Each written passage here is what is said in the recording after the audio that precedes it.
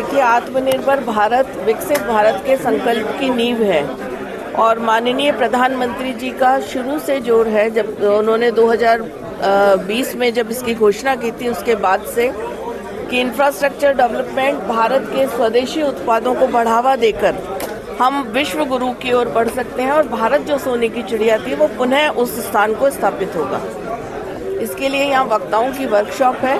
ये वक्ता विधानसभा वार, जिलेवार, मंडलवार जाकर आम जन को इस स्वदेशी आंदोलन, स्वदेशी अभियान को और स्वदेशी चीज़ें अपनाने के लिए प्रेरित करेंगे और हमारे स्वदेशी कामगारों को स्वाभिमान, स्वावलंबन और उनको मार्केट प्लेस मिले। इस फेस्टिव सीजन में जीएसटी बचत उत्सव, क्योंकि जीएसटी में भी बहुत बड़ा बदलाव हमारी सरकार ने किया है, आम जन को किस तरह से इन सारी चीज़ों से राहत मिलेगी और हमारे लोकल आर्टिजन्स, हमारे लोकल कामगारों को इससे मार्केट मिले और हम सब स्वदेशी अपनाने की ओर प्रेरित हों, ताकि जिस तरह आज़ादी से पहले स्वदेशी ने हमें गुलामी की मानसिकता और स्वतंत्रता दिलाई थी, उसी तरह आज हम इस स्वदेशी की नींव पर आत्मनिर्भर भारत का निर्माण करेंगे और 2047 में विकसित भारत की ओर हम अग्रसर हो जाएंगे। उस पर जोर देने के लिए बहुत सारी स्कीम, इसीलिए तो ये हम आम जन के बीच में लेकर जा रहे हैं।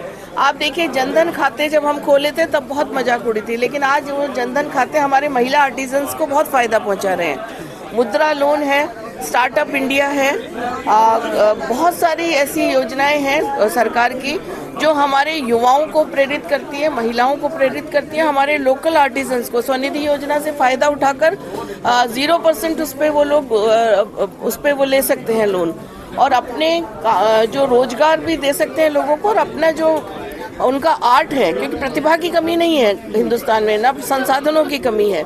संसाधनों का सही तरीके से उपयोग है, इसके लिए मोदी सरकार ने बहुत सारी योजनाएं बनाई हैं। आप देखें, रक्षा के क्षेत्र में आप देखें तो हम आज निर्यातक बन चुके हैं।